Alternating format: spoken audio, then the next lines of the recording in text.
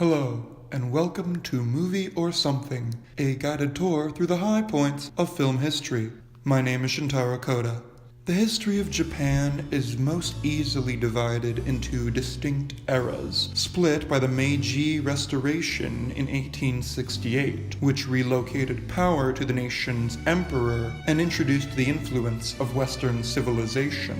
Political regime changes were indisputable, but the cultural changes could actually be repudiated. Certain parts of Japan, even today, have gone against the tide of scientific progressivism in exchange for rural traditionalism, and the segregated nature of the twin worlds within Japan has led many to question, is this system a sustainable one? Joseph Votek's experimental travelogue Votek Tokyo from 1957 poses this same query to its wide audience, and argues that the segregation concerning modern lifestyles actually coexists with seamless integration.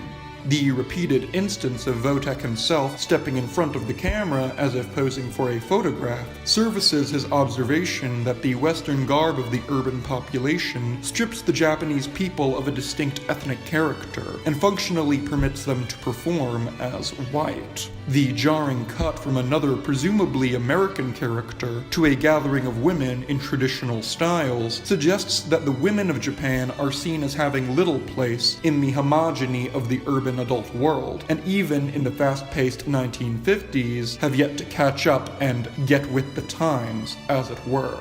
Votek's own perspective on the matter is hard to gauge, but seeing as how he prefers to film these women at a distance, the lack of kinship between director and subject is certainly suggested. In fact, throughout the film, Votek never betrays any hidden enthusiasm for Japan. Sometimes his face expresses a sort of muted disgust, bordering on complete exhaustion, and his labored forward pacing puts him at odds with the serene scenery at times, leading to moments of dry comedy. The whole affair feels obligatory, cold.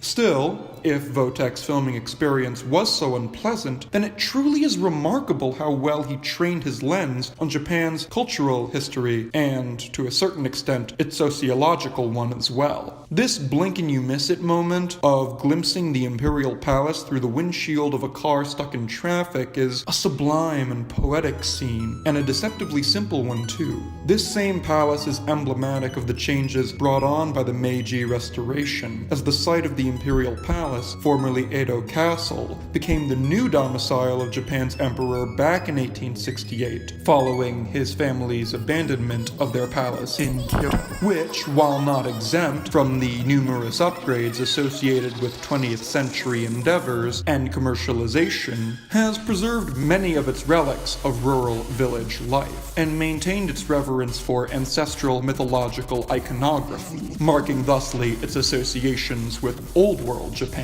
Unsurprising, then, that Votek chooses to end his film with an image of the imperial palace, which now symbolizes this turning point in the history of Japan that brought about the sea change that is the introduction of sociological diametric dualism. The film's producer, Caitlin Denny, admits that, upon reflection, she knows little of the film's actual spirit, in particular if the film would be best described as a work of cultural appreciation or cultural appropriation. A reminder, cultural appropriation is a neutral term and should not be used without clarifying an informed and definitive stance on the work being discussed. Now then, is Votek Tokyo guilty of cultural appropriation? Perhaps that argument can be made effectively, but from where I stand, it's difficult to see. Votek never claimed that his film is authentically Japanese. If he was, why would he and his companions make frequent appearances? No. Votek's use of film form, his clinical matter-of-fact framing, frequently distant focal lengths, and untrained camera movements all align with his status as tourist. There is little romanticism in the life of a tourist. They drift from catered location to catered location, obliged to chronicle their experiences and consequently feel painfully alienated by their surroundings. We lose a lot when we look at the world, especially a landmass as unique as 20th century Japan, through a camera, even if others believe they gain something from such documents. Votek Tokyo is a chilling reminder of this fact, consumed by the sacrifice being made in service of a utilitarian end, too obsessed with the happiness of others to take the time to actually absorb and take pleasure in its location. There is a saddening absence of self-love in the film. The mousy Votek literally overshadowed by looming towers that only serve to remind him that he is here on business. At times, it feels like he does not even feel at home in this world anymore, like a drifter doomed to walk forever.